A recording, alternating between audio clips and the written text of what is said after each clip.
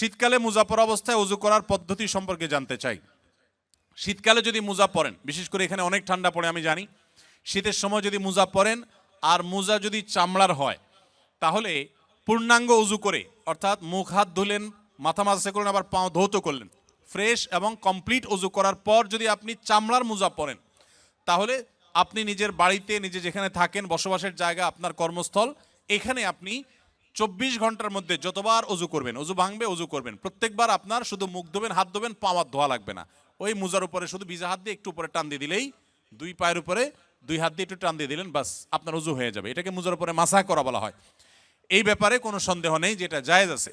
তবে কাপড়ের মোজা যেগুলো আছে, এগুলো ব্যবহার করলে মোজার উপরে মাসাহ করলে চলবে কিনা, এটা নিয়ে ওলামাদের মধ্যে ভিন্ন মত আছে। একদল ওলামাদের মত হলো যে এমন কাপড় হতে হবে যে কাপড় পরে দীর্ঘ পথ আপনি হাঁটতে পারেন। আবার আরেক দল আমাদের মত হলো যে কাপড়ের নিচের অংশ মোজার, উপরের অংশ হয়তো কাপড়ের, এবং টাকনু পর্যন্ত ঢাকা থাকবে। আরও বিভিন্ন শর্ত আছে, এই সমস্ত শর্ত সাপেক্ষে জায়েজ আছে। আজকাল যে সমস্ত কাপড়ের মোজা সাধারণত পাই আমরা, এগুলো খুবই পাতলা থাকে। এগুলোতে অনেক সময় দেখা যায় যে ফাঁক দিয়া পায়ের চামড়াও দেখা যায়। তো এগুলোতে কিন্তু মাসা করলে মাসা হবে না। তবে চামড়ার মোজার ব্যাপারে সবাই একমত যে সেটার উপরে মাসা করলে মাসা বিশুদ্ধ হয়ে যাবে। সময়ের অভাবে জুমার নামাজ 2 রাকাত পড়লে নামাজ হবে কিনা?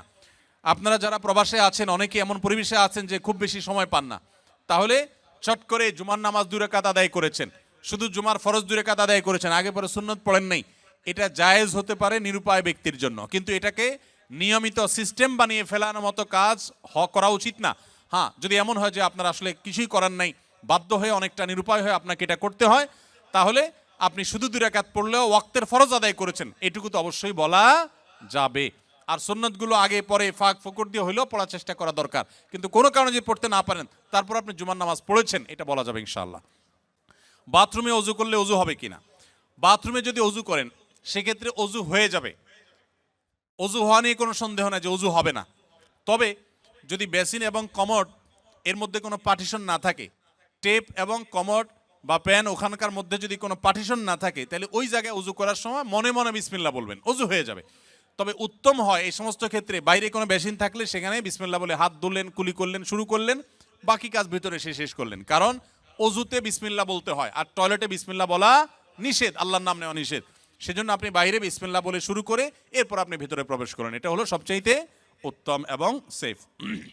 আস-সুন্নাহ ফাউন্ডেশন, উম্মার স্বার্থে সুন্নাহর সাথে।